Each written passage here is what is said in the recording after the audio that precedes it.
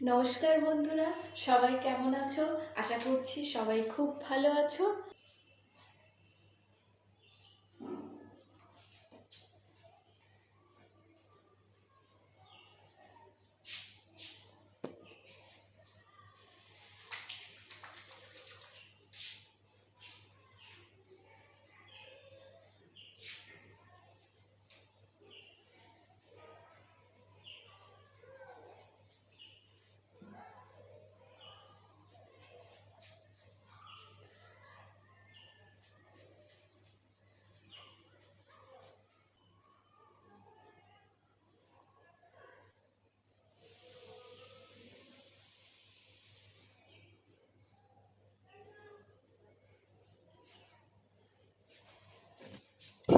আজকে আমার খুব ভাগ্যের দিন। ভাগ্যের দিন বলবো না, প্রায় দিনই আমাকে এরকমভাবেই খেতে দেয়।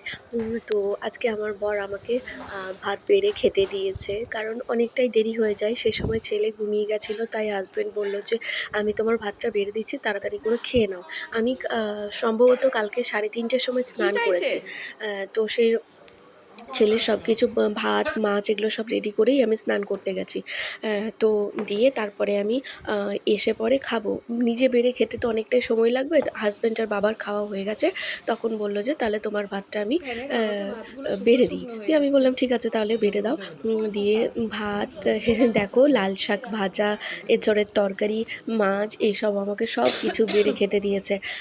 ও জানে যে আমি এঁচড় খেতে ভালোবাসি, তাই আমাকে দেখো মানে এঁচড় আমি খেতে ভালোবাসি। মানে বাড়িতে সবথেকে বেশি আমিই এঁচড়টা খাই আর কি, সবার থেকে।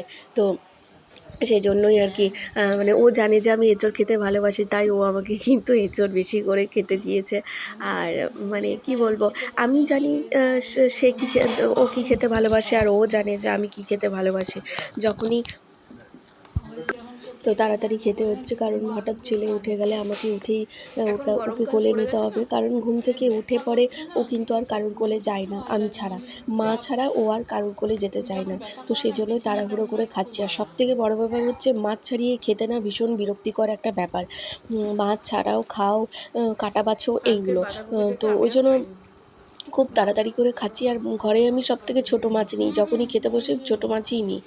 কারণ ছাড়াতে ছোটো মাছ খেতেও সুবিধা হবে, টুক করে খেয়ে নেবো ছেলের জন্য। নাহলে উঠে যদি যায় না, তাহলে আর ও কারোর কোলেই থাকবে না, এটা হচ্ছে ব্যাপার। তো চলো তাড়াতাড়ি করে খেয়ে নিই, দেখি ছেলে উঠলে ওকে খাইয়ে নিতেই হবে।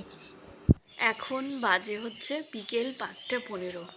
তো আমার ছেলের একটা হ্যাবিট হচ্ছে, ও বিকেলে ঘুরবে। তো আজকে তো খেলা, আজকে 9 তারিখ খেলা আছে। বাবা ওকে ঘুরতে নিয়ে যান, কিন্তু আজকে যেহেতু খেলা, বাবা আর উঠবে না টিভির থেকে, বাবা আর সরবে না।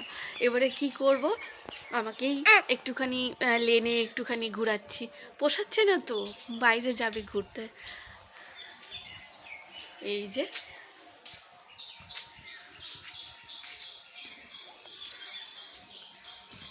কি করা যায়, আমি ঘোরাই, দেখি কতক্ষণ পারি। চলো। কাঁদছো কেন তুমি? এই যে এইদিকে তাকিয়ে বলো, তুমি কাঁদছো কেন?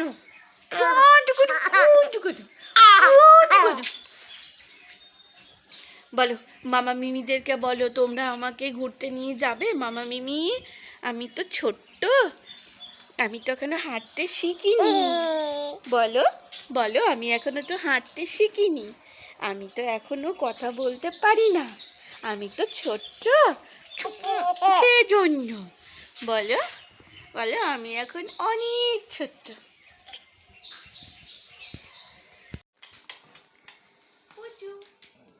যা বসে গেল। দাঁড়া দাঁড়া, এখন হয়নি এখনো।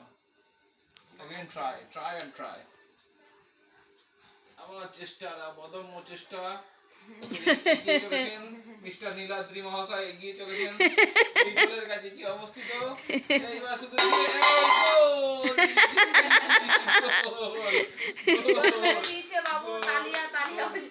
গোল দিয়ে দিচ্ছেন। আবার এগিয়ে চলেছেন একটা গোলের দিকে, বল নিয়ে এগোচ্ছেন কিন্তু পাচ্ছেন না। আবার গোল, আবার গোল, আবার কিন্তু কোনো মতে অদম্য প্রচেষ্টা চলেই চলেছে। আবার নিজেও ডিসব্যালেন্স হয়ে যাচ্ছে, কিছু করার নেই। বাপরে বাপ। এই আমার জিনিস ফেলিস না। বাবা চলো চলো বাবা, তুমি মাঠ থেকে চলো, এখান থেকে তুমি মাঠ থেকে চলো বাবা, না যাও এদিকে গিয়ে যাও। হ্যাঁ এটা চা খাবে? এই বিকেলবেলা না আমার ভীষণ খিদে পেয়ে গেছিলো, কী খাবো ভেবে পাচ্ছিলাম না। তো এটাই ভেবেছিলাম যে হয়তো কাল হাজব্যান্ড বাইরে গেছে, কিছু একটা হয়তো খাবার জিনিস আনবে, এরকম একটা আশা থাকে। জানো তো ছোটোবেলায় যখন থাকতাম, ছোটোবেলায় হয় না যে একটা মানে বাবা মা বাইরে কেউ গেলে যে খাবার জিনিস আনবে, তো সেই রকম একটা না যখনই বাইরে যায় হাজব্যান্ড তখনই একটা আশা থাকে কিছু একটা খাবার জিনিস আনবে, আর সত্যি কথা নিয়েও আসে। তো কালকে এনেছিল ফুচকা, কিছু না কিছু ও আনবেই যদি বিকেল দিকটা বাড়িতে থাকে তাহলে। তো কালকে ফুচকা এনেছিল, আর ফুচকাটা সত্যি অসাধারণ, খুবই সুন্দর খেতে, খুব একটা ঝালও না, আর তেঁতুলের টকটা খুব একটা টকও না, খেতে খুব সুন্দর হয়েছিল, নুন ঝাল সব রকম কিন্তু সমান ছিল। তো খেতে তারপরে ভাবলাম যে এই অনেক দিন স্ক্রাব করিনি, তো আজকে একটুখানি স্ক্রাব করে নিই। আমি যেটা স্ক্রাব করছি সেটা হচ্ছে বায়োটিক পাপায়া স্ক্রাব, আর আমি বায়োটিকেরই ম্যাক্সিমাম ইউজ করি, কারণ বায়োটিকটা আমার খুব স্যুট করে যায়, যেহেতু এটা হার্বাল প্রোডাক্ট না, সেই জন্য আমার স্যুট করে যায়। অন্য কোনো স্ক্রাব বা আমাকে ফেস প্যাক এগুলো দেখে শুনে বুঝে আমাকে ইউজ করতে হয়। তো স্ক্রাব আমি সাধারণত মানে নিজে হাতে করে নিয়ে স্টেপ 3-4টে স্টেপ ইউজ করি। আর ঠিকঠাকভাবে যদি স্ক্রাব না করা হয় স্কিন কিন্তু একটা মানে অন্য রকম দেখাবে, বয়সের থেকে বেশি বড় লাগবে, এরকম লাগবে। স্ক্রাব করতে গেলে কিন্তু অনেক রকম প্রসেস জেনে করতে হয়, তো আমি যেটুকুনি জানি সেটুকুনিই করি। তো স্ক্রাব মূলত আমি মানে খুবই অল্প করি, পারি না যেহেতু সময় পাই না। আগে যখন পেতাম সময় তখন আমি করতাম। তো এইভাবেই আমি স্ক্রাব করি, 10 বার করি, এরকমভাবে করি, ক্লকওয়াইজ আমি অনেক রকমভাবেই করি, যেটুকুনি আমি পারি সেটুকুনিই করি। তো যাই হোক, আমি স্ক্রাব করে নিই, আর তোমরা দেখো আমি কীরকমভাবে স্ক্রাব করছি না করছি। তোমরা যারা জানো তারাও মানে স্টেপ ওয়াইজই করো আশা করছি।